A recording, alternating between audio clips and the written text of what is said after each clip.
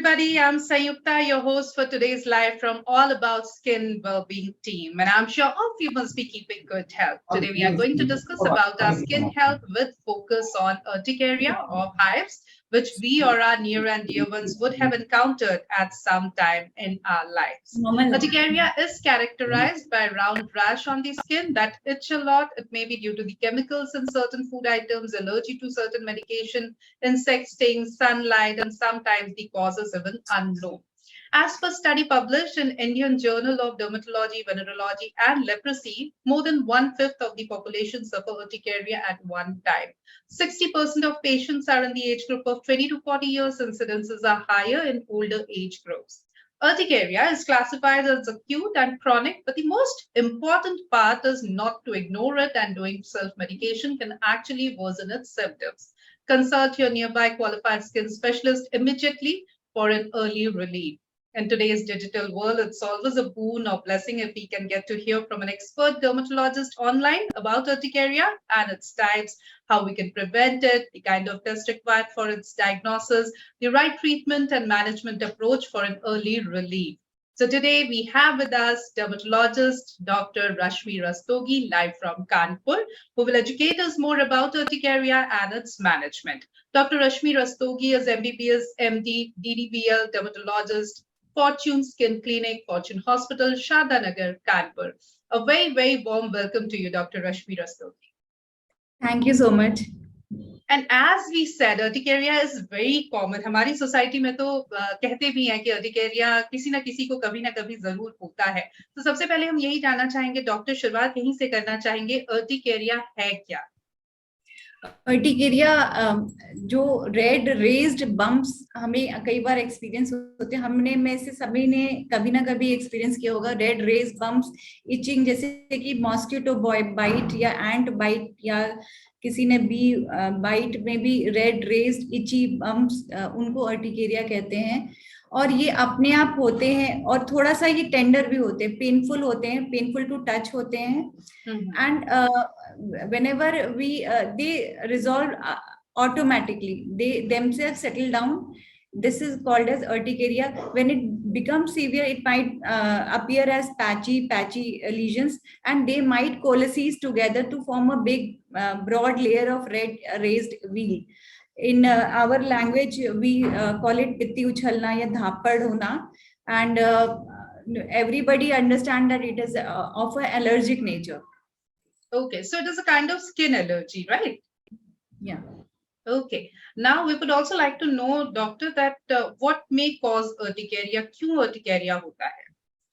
Urticaria basically allergic reactions हैं जो आपकी स्किन में मास्ट सेल्स के आने पे होते हैं. Mast cells are mediator of histamine release करते हैं, और वो हिस्टामीन का जो प्रेजेंस होता है आपकी स्किन में, उसकी वजह से रेज्ड रेड बम्प्स हो जाते हैं.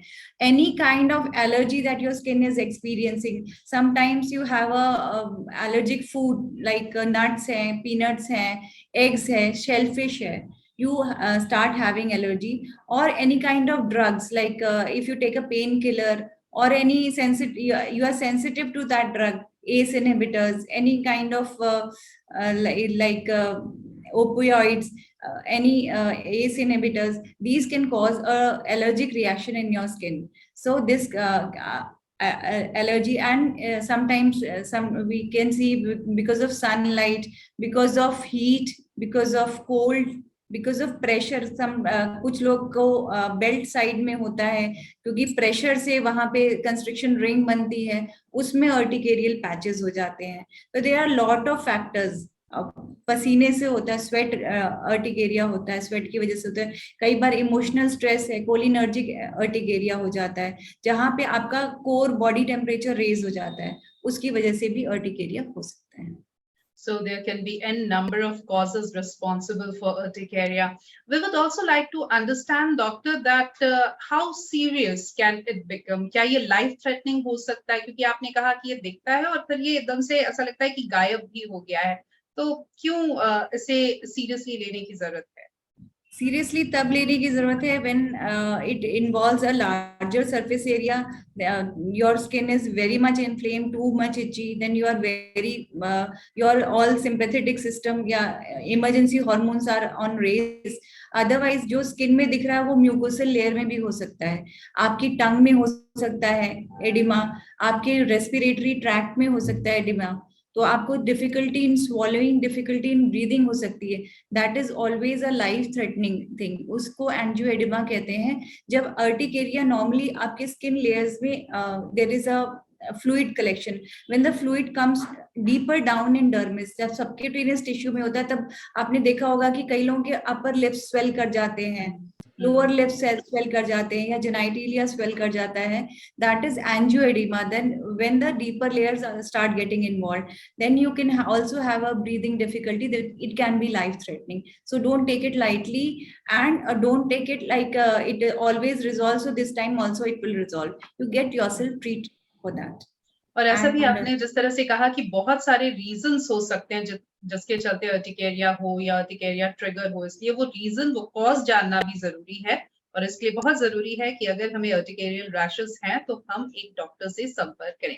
डॉक्टर, आम तौर पे, क्योंकि हमारे जो व्यूअर्स हैं हम सब लेमन हैं, बहुत ज्यादा टेक्निकल टर्म या मेडिकल टर्म शायद ना समझे, तो ऐसे में क्योंकि आमतौर पे जब भी कोई स्किन एलर्जी होती है, कोई रैश होता है, उसमें इचिंग होती है, वो रेड बम्प्स होते हैं, लेकिन कैसे हम समझे कि जो हमें हुआ है वो अर्टिकेरिया ही है? How does it look like? किस तरह से वो अलग दिखता है दूसरे रैशेस से या दूसरी स्किन एलर्जी से? अर्टिकेलियर रैश हमेशा ज्यादातर रेड रेज्ड बम्प्स होते हैं, कई बार वो गोल गोल पैचेस में होते हैं, कई बार वो सेंट्रल क्लियरिंग एक रिंग टाइप बनता है बीच में व्हाइट, एंड उसका खास निशानी है आप दबाएंगे, प्रेस करेंगे तो पूरा व्हाइट हो जाता है generally. Maybe it can be a linear scratch also, and when you press any normal skin also, same type of rash appears. That means that your normal skin is also allergic to it. इसको हम normal, जब हम test करते हैं patient को, इसको normally हम लोग डर्मोग्राफिज्म कहते हैं, यानी skin writing. If we write anything on the skin, it appears as a big flared up. So we can understand that this is urticaria and this is not a normal rash that is due to any other factor. Okay.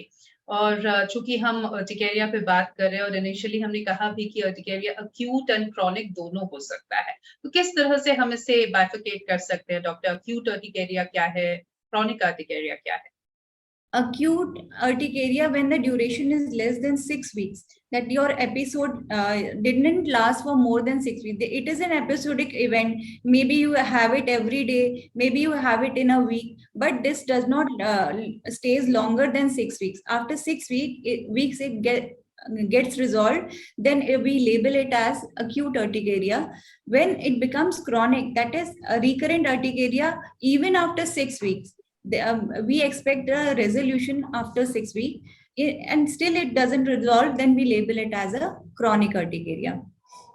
Okay. Many times the patients of chronic urticaria will ask or complain that will it ever go away permanently? क्या ये पूरी तरीके से ठीक होगा? कब तक मुझे ट्रीटमेंट लेना होगा? इस पर आप क्या कहना चाहेंगे डॉक्टर? परमानेंटली ये ठीक हो जाता है if you take the medicines as advised by doctor. Like क्या होता है जनरली नॉर्मल सेटिंग में, what people do, they take a anti allergic, हमने सेट्राजीन खा लिया, हमने एविल खा लिया, तो आराम मिल गया इसलिए हम डॉक्टर के पास नहीं गए. But the thing is that mast cells are there, that allergy cells are present in the skin for 6 weeks at least. So we try to give anti-allergic treatment for at least 6 weeks, where all when mast cells they get removed from our skin, then only the second episode will not happen. So you need to understand this कि at least 6 weeks का treatment है. Still you have to avoid, there is no cure for that. If you are allergic to something, you will remain allergic unless until या तो आप उसको धीरे धीरे tolerance से आप उसको अपने सिस्टम में लाइए, नहीं तो आप उस एलर्जन को एलर्जन जो भी है उसको अवॉइड करिए. आपको पता है आपको नट से अर्टिकेरिया होता है, तो आप उस नट को अवॉइड करिए. आपको किसी शेलफिश से या एग से होता है तो प्लीज अवॉइड करिए. कोई दवा आप आइडेंटिफाई कर चुके हैं इससे हमें दिक्कत होती है, तो उसको अवॉइड लाइफ लॉन्ग आपको अवॉइड कर देना चाहिए। ट्रिगर पॉइंट को डायग्नोस करना या पता लगाना बहुत जरूरी है ताकि उसे हम अवॉइड कर सके। डॉक्टर, ये भी आपसे जानना चाहेंगे, चूंकि आपने बताया कि आमतौर पर एलर्जीज के चलते या अपने आप में यही एक स्किन एलर्जी है, ऐसे में because these days we people are so informed, now what will do in case we have urticaria or any other allergy, will go to the chemist and ask for some anti allergen, फिर हमें थोड़ा relief मिल जाएगा और हमें लगेगा बस ठीक है, ये ठीक हो गया। So how dangerous it could be going to a chemist and going for over-the-counter medication or anti-allergens? As a doctor, I don't want my patient to go for the direct medication. Sometimes it is very helpful in the emergency cases, but still you see a doctor whenever your thing is resolved. You go to a medical store, they give you a medicine and you get relief, but it might be it can worsen also. So just for emergency, you can take a help from a medicine person, but just whenever possible, you walk into a clinic, doctor will evaluate, he will educate you. There are many other things that the chemist doesn't know. He will doctor will rule out everything, and especially in the life threatening conditions, we have to do many things, like if a person has edema in the larynx, we have to do usko admit karna pad sakta hai, usko ICU में लेना पड़ सकता है। तो आप risk मत लीजिए, थोड़ा बहुत है चलता है, but at the first instance, first opportunity, see a doctor. बिल्कुल, तो ये बहुत जरूरी है कि जैसा शुरू से हम कह रहे हैं कि इसे लाइटली न ले। अगर आपको ये सिम्टम है या अर्टिकेरिया आपको हो रहा है, तो please go and consult a right person which is a qualified dermatologist in this case. तो home remedies, over the counter medication या asking a friend or family, please don't waste your energy, your time, and most importantly, don't compromise on the health of yourself and your skin. So do consult a qualified dermatologist. हम लगातार urticaria के बारे में बात कर रहे हैं doctor. जब कोई पेशेंट आपके पास आता है जिसे अर्टिकेरियल रैशेस हो रहे हैं, तो क्या कोई टेस्ट आप कराते हैं या जस्ट क्लिनिकल इन्वेस्टिगेशन से आप पता करते हैं ये अर्टिकेरिया है या किस स्टेज पे चला गया है? क्या क्या किया जाता है?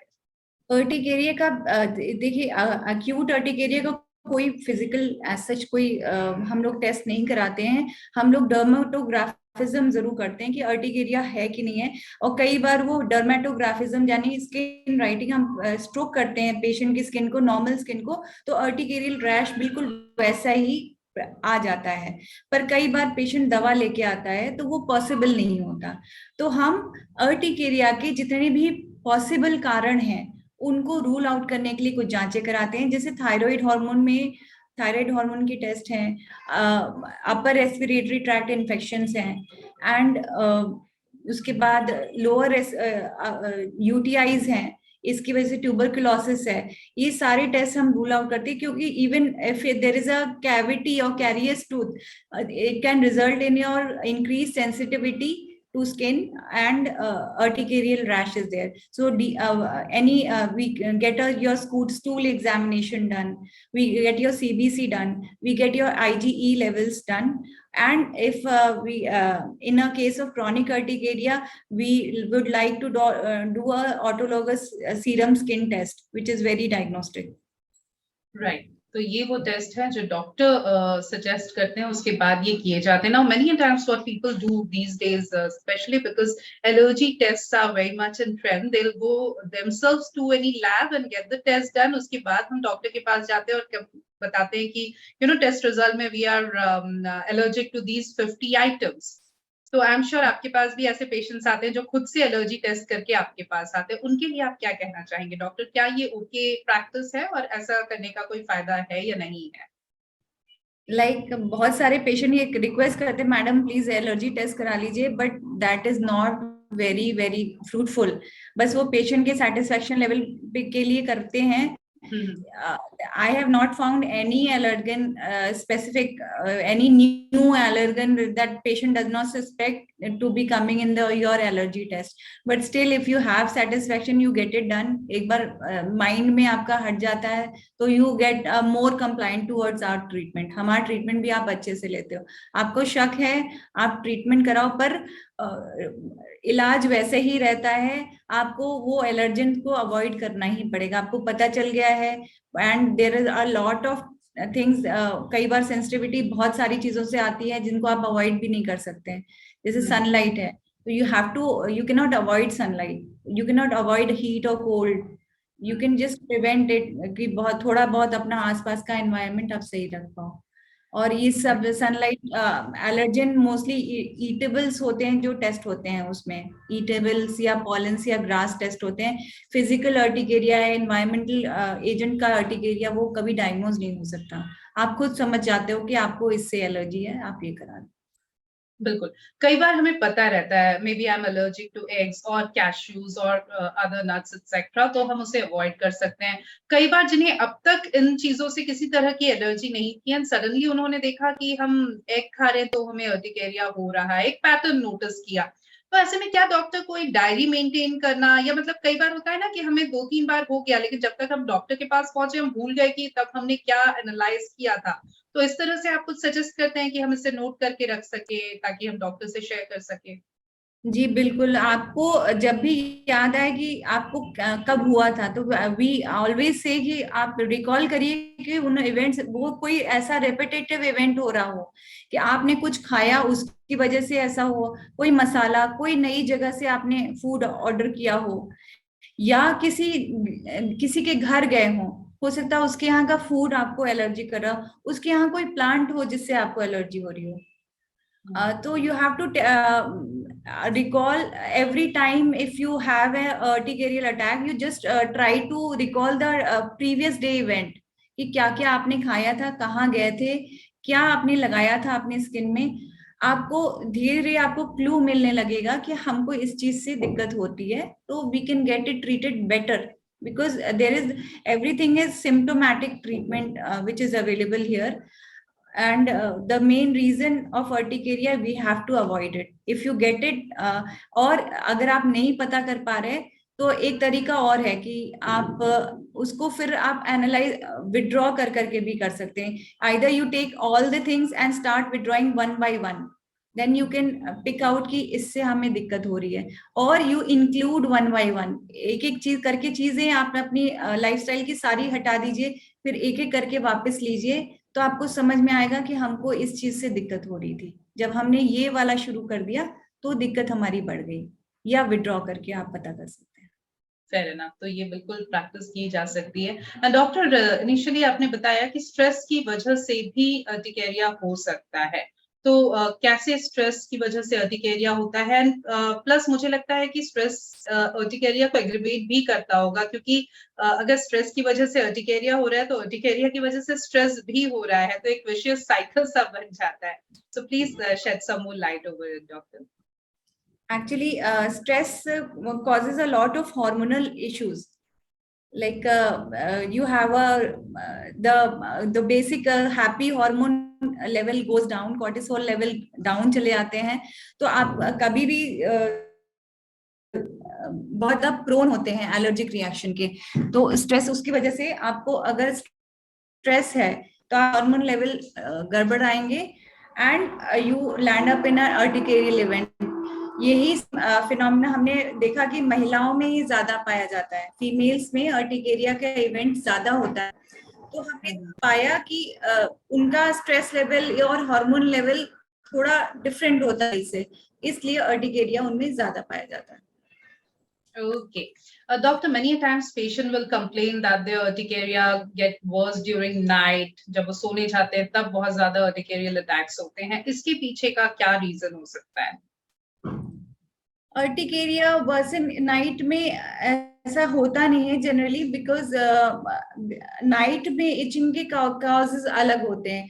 नाइट में इचिंग जब भी होती है तो आपका मतलब वो डिजीज पूरे टाइम प्रेजेंट थी, नाइट में आपके हार्मोन लेवल थोड़े डाउन होते हैं। दूसरा ये आपका अटेंशन पूरा आपकी बॉडी पे रहता है, तो your mind is undiverted, so you feel the itching more. And उसके अलावा अगर कोई इन्फेक्शन है जिसका वजह से नाइट इचिंग होती है, जैसे स्केबीज है, तो और तो आपको नाइट में इचिंग ज्यादा फील होगी। बिल्कुल। सुबह हम प्री ऑक्यूपाइड रहते हैं दिन के वक्त, तो इसलिए शायद उतना ध्यान नहीं जाता, लेकिन रात का जैसा कि आपने कहा कि हमारा ध्यान सिर्फ हमारे पे होता है, हमारी बॉडी पे होता है, तो ऐसे में इचिंग बढ़ भी सकती है. Then many times patient will complain that they feel very tired और फटीग्ड. उसका क्या रीजन हो सकता है doctor? Urticaria involves it's like you are very mentally stressed because it's itchy, and you have suffered a lot because the feeling of एक mosquito bite भी होती है तो आपको बहुत तकलीफ दे देती है. तो सोचिए कि हजारों मॉस्किटो बाइट्स हो गई हूँ आपको, वैसी फीलिंग अर्टिकेरिया देता है. And when you take these anti-allergic, you feel drowsy also. So that's why you feel very fatigued and distressed because of that urticaria. Is urticaria contagious, doctor? No, not at all. Not at all. It is not contagious. It's an allergic reaction because of the environment of your own body. So it is not at all contagious. Only thing is that if you are having any infection in your body, you can trigger urticaria. Urticaria can be triggered in your body. Like जैसे आपने बताया कि eggs खाने से पहले कभी नहीं होता था, अब क्यों होने लगा? Maybe you are having a carrier's tooth. Maybe you are having infection in stool. Maybe you are having tuberculosis or a lung infection. Then these mast cells are there in your skin and they are getting triggered by any food item. Right. And that reminds me, Covid के time पे हमने last 2-2.5 साल में देखा है कि जिन लोग को कोविड हुआ, कोविड पॉजिटिव हुए, उन्होंने भी कहा कि हमको अर्टिकेरिया हुआ या अर्टिकेरियल रैशेस हुए या हाइव्स हुए. तो इनका कोई कोरिलेशन डॉक्टर? इनका कोरिलेशन एक तो यही है कि इन्फेक्शन की वजह से हुआ. दूसरा, जब द कोविड का ट्रीटमेंट गाइडलाइंस में we used very high dose of steroids. Steroids were life saving in Covid, and withdrawal of steroids में की वजह से आपका हार्मोनल मिलियू चेंज हो गया. आप मोर सेंसिटिव हो गए, एलर्जिक टेंडेंसी आपकी डेवलप हो जाती है, तो उसकी वजह से अर्टिकेरियल रैशेस आने लगे. बिल्कुल. कुछ हमारे व्यूअर्स के सवाल भी हम ले लेंगे. हमारे साथ वंदना है, पूछ रही हैं, are there any specific triggers or allergens that I should avoid to prevent or minimize urticarial outbreaks? There are जो known allergens हैं, you try to avoid, like excessive heavy sunlight. Most people get solar urticaria because of it. UV rays, you apply sunscreens so that you don't get exposed to such heavy UV rays. Then you avoid, mostly allergic nuts are there, peanuts का history खराब है. And then eggs, many people are allergic to it. Shellfish, many people are allergic to it. Painkiller drugs, they are a root cause, so you can avoid them and get a little bit, you will be safe from urticaria. Any allergic plant like which have very small pollen, they can cause asthma or allergic rash for you. Okay, doctor. Tanushri is here asking, are there any specific self-care measures or home remedies that I can try to reduce the itching and discomfort caused by urticaria? Self remedies, you can apply a calamine lotion, a plain calamine lotion whenever you feel like don't let your skin be dry. Moisturization prevents a lot of things. A lot of diseases can be prevented just by moisturizing your skin. You keep your skin hydrated, you keep your skin moisturized, and calamine lotion is a very soothing lotion. You can apply when you have urticaria or without urticaria also. You're sensing that you can have urticaria, then you regularly apply a calamine lotion.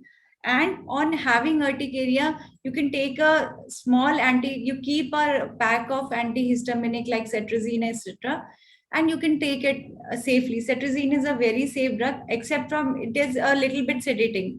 Thoda sa neend aata hai usse, but you can safely take a small dose of cetirizine and reach the doctor. And rest, you avoid the allergen, it is fine, and you keep your body free from infections. So urticaria can be managed. prevented rather. Fair enough. And doctor, क्योंकि normally हमें जब इस तरह की allergies होती हैं, क्योंकि इसमें बहुत ज्यादा एचिंग भी इन्वॉल्व है, तो नॉर्मली हम लोग उसको, आपने कहा कैलमाइन लोशन लगाना चाहिए, लेकिन कई बार हम लोग होम रेमेडी भी उस पे करते हैं, आइस पैक्स लगाते हैं या एलोवेरा जेल लगाते हैं। ये ठीक है लगाना या ये खतरनाक साबित हो सकता है? नहीं, आइस पैक लगा सकते हैं, पर don't apply aloe vera gel unless until it is very good in quality. Please don't apply. You can be allergic to that also. So apply a soothing. Most people use aloe vera gel extracted from direct from the plant. It is unrefined. It is non. You might not know that you are allergic to any part of that plant, any fiber that can touch you. We use the calamine for soothing effect only. So you can apply a calamine lotion that is available in the market. Don't try home remedies, because anything from the kitchen can be also irritating to the already irritated skin is there, and it will create more havoc.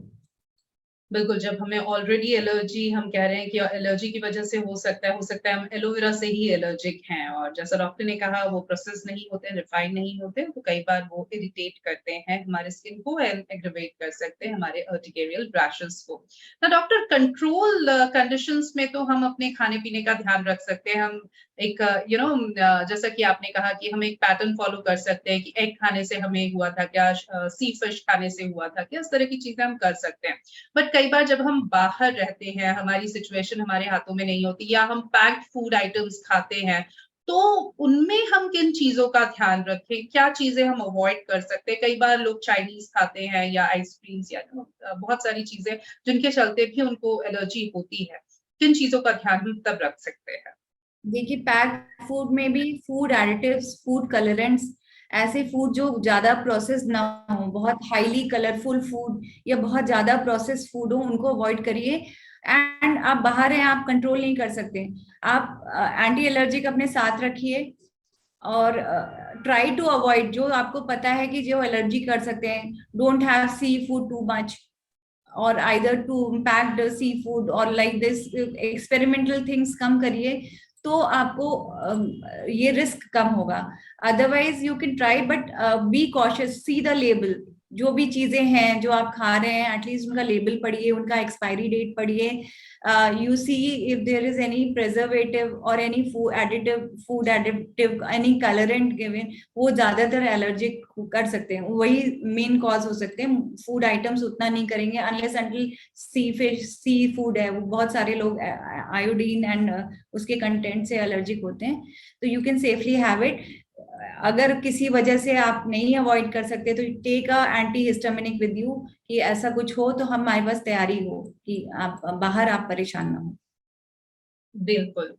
हमारी एक viewer है नित्या, वो पूछ रही है, are there any support groups or resources available for individuals with urticaria to connect with others facing similar challenges? और मुझे लगता है ये सवाल ये इसलिए भी कर रही हैं क्योंकि एक सर्टेन लेवल ऑफ एंजाइटी या डिप्रेशन में कई बार पेशेंट चले जाते हैं, क्योंकि कंटिन्यूअसली इचिंग हो रही है, कई बार बहुत एम्बैरेसिंग सिचुएशन होती है, कई बार हम सोशलाइज करना, पब्लिक प्लेसेस पे जाना, लोगों से मिलना, ये सब बंद कर देते हैं। We keep on suffering in silence. तो क्या आपके पास भी जब पेशेंट्स आते हैं तो कई बार एंजाइटी या डिप्रेशन में वो नजर आते हैं, किस तरह से आप काउंसिल करते हैं? क्या कोई ग्रुप्स हैं जो हेल्प करते हैं? I am not aware of any groups for this particular disease, but there are social groups, and these people are always in anxiety because they don't know when this can happen. They try to avoid public events, they try to avoid traveling, so it's a stress factor for everybody. They cannot live a normal life, they are very threatened. एक कुछ इतने ज्यादा severe urticaria होता है कि उनके eyes में red पूरा हो जाता था, तो they are not even living a normal life. How come they can travel and be experimenting with their life? So it's actually a very stressful factor. But what we can suggest is that जिसको भी है, they can always form a supportive group, and we also counsel that you start taking treatment. When you complete your treatment, you'll get relief. इतना हो जाएगा कि आपको राहत रहेगी और आप तब तक आपका ट्रिगर भी आइडेंटिफाई हो जाता है. तो if you avoid the trigger then you will be able to lead a very normal life.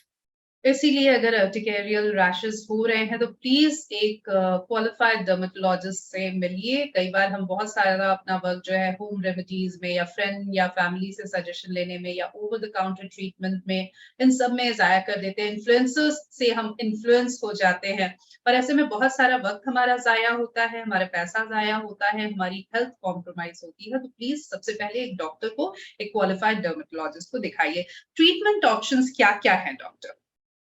सबसे इम्पोर्टेंट इसमें हम लोग एंटीहिस्टामिनिक्स देते हैं. एंटीहिस्टामिनिक्स जैसे हम पेशेंट को भी देते हैं कि कभी हो अटैक तो आप ले सकते हैं. Initial treatment is for 6 weeks. We ask the patient not to leave the treatment. जैसे ही दवा लेने लगता है पेशेंट, मेरा एक ही रिक्वेस्ट है इस प्लेटफॉर्म पे आपसे कि दवा डॉक्टर के हिसाब से, डॉक्टर बंद करे तब बंद करिए. मोस्ट पीपल क्या होते हैं, उनको 2 ही 4 डोजेस में आराम मिल जाता है. Please stop the treatment. But what happens is the mast cells are there. जो एलर्जी वाले सेल्स हैं वो कहीं गए नहीं है, वो वहां पे स्लीपिंग मोड में आ गए हैं. वो फिर आएंगे. तो उनको जड़ से हटाने के लिए उनका एक लाइफ साइकिल होता है 6 हफ्ते का. उनको हटाने के लिए आपको 6 weeks का ट्रीटमेंट करना ही चाहिए, तभी आपको पूरी राहत मिलेगी. कई बार हम लोग को दवा की डोजिंग बढ़ाती है. हमारी रिकमेंडेड गाइडलाइंस में 4 times भी हम डोज दे सकते हैं. जो नॉर्मल पर्सन को डोज दी जाती है उससे 4 गुना भी एंटीहिस्टामिनिक्स की डोज दी जाती है. और उसके अलावा एंटीहिस्टामिनिक्स जैसे सेट्रिजीन है, फेक्सोफेनाडिन है, एलिग्रा नाम से आती है, और फेक्सोवा नाम से आती है, बिलास्टीन है, इबास्टीन है. ये सब सेकेंड जनरेशन एंटीहिस्टामिनिक हैं जो आपको नींद भी नहीं आती और आपकी एलर्जी कंट्रोल करती है. उसके अलावा अगर उस अप डोजिंग यानी 4 times डोज करने के बाद भी आराम नहीं मिलता तो स्टेरॉइड्स देने पड़ सकते हैं.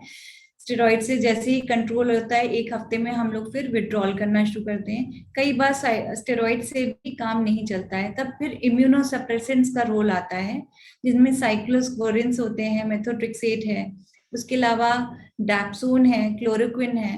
ये भी हमें देनी पड़ सकती है. यदि इन सब से भी कंट्रोल नहीं होता फिर मोनोक्लोनल एंटीबॉडी ओमालिजुमाब आता है, वो फिर एंड में देना पड़ता है. बट मोस्टली पेशेंट को इतने लेवल तक जाने की जरूरत नहीं पड़ती, कम में ही ठीक हो जाता है अगर वो कंप्लायंट है तो. आपको अगर एलर्जन पता है तो आप उस एलर्जी को आगे ट्रिगर ना होने दें. और चलते चलते हमारे व्यूअर्स को क्या कहना चाहेंगे डॉक्टर? बस urticaria is something that can happen to everybody. जैसे आगे आपने बताया कि 20% of everyone, entire population में 20% जरूर इफेक्ट हुआ है. आपने कभी ना कभी लाइफ में ये फील किया है and it is a very distressing situation. Just see a doctor and help other. If किसी को हुआ है तो प्लीज और इमरजेंसी जरूर दिमाग में रखिए कि कहीं उसके थ्रोट में तो नहीं है, कहीं उसको इमरजेंसी केयर की तो जरूरत नहीं, ब्रीदिंग डिफिकल्टी तो नहीं है. यू जस्ट कोई ऐसा है जिसको आप समझ में आ रहा है कि उसको कुछ दिक्कत हो रही है तो तुरंत उसके लिए इमरजेंसी केयर अरेंज कराइए और उसको फर्स्ट एड पहुंचाइए. यही हमारी रिक्वेस्ट है व्यूअर्स से. And do not experiment, nothing will work. Calamine lotion, moisturization and antihistaminic will only work for urticaria. Right.